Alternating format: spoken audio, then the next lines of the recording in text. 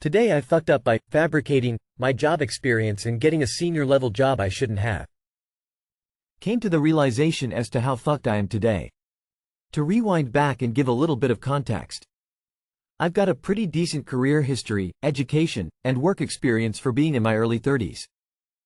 But I put a lot of effort into over-accentuating that experience when applying for jobs a few months ago and found my way into a VP of sales position for a mid-sized company after a long interview process I never thought I'd actually get. I'm also quite certain they think I'm older than I actually am, but never asked other than the sterling background check. To start, I have a dual degree from a well-known SEC school and an MBA from another very highly ranked SEC school, as well as some professional experience throughout that time in school working mostly full-time. A few years back, I took what was basically an internship, and was a VP of sales for a small CRM company that looked bigger than it actually was. The owner of that company owned a franchise I worked for part-time, and I was making like $50,000 a year basically as an admin assistant with a snazzy title. Because I worked for his original company part-time, it looked like I had been with the company for 7+ years when in reality I had done very little and was making like $15 per hour most of that time.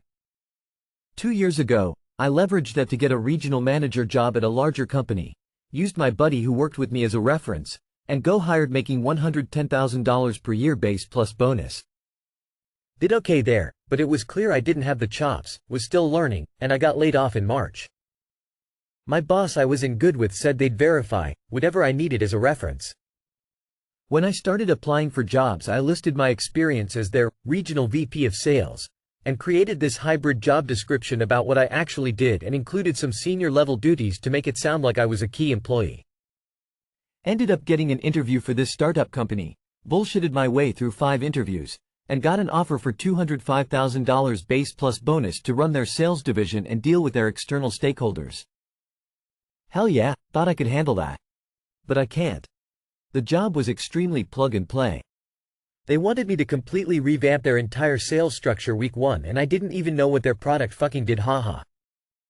Tried to bullshit my way through client calls, but these people have been tearing me apart every week for any strategy I recommend and letting me know how worthless I am.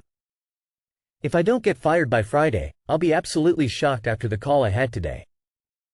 I got away with it for a few months through being respectful, attentive, and giving 110% towards figuring it out, but it's clear I don't have the skills needed to be where I am yet, so I'm fucked. They say fake it until you make it, but faking it doesn't work unless you know how to make it yet, lol.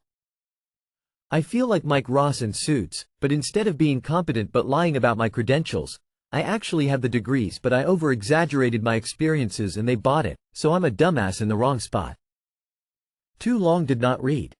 Over-leveraged a cute job title I got as an intern to get a senior level position in a company I have no business being in, and I'm getting torn to shreds by being incompetent and will probably be fired this week or next.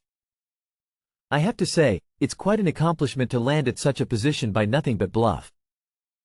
That's a major fuck-up by the employer of anything. Your mistake was doing anything at all week 1. Any decent new exec to a company has a 3-6 month observation period where they see how things are currently running before they start making changes. Avoids them looking like dipshits when they make changes without knowing how things currently work, like suggesting a bold new strategy to do XYZ when it's already happening. I've seen executives like you everywhere. You aren't the only one.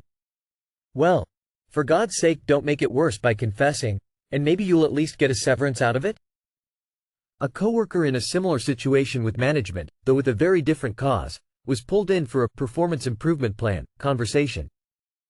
He had seen it coming and basically offered to depart immediately, in exchange for some number of weeks of severance and being officially eligible for rehire in the HR system. They took the deal to avoid the PIP paperwork. This sounds like every higher-up I've met in life. Hopefully you can use this position as leverage to apply to chief executive positions in the future. I'm not sure this is a fuck-up though. Nothing you can do but keep trying your best.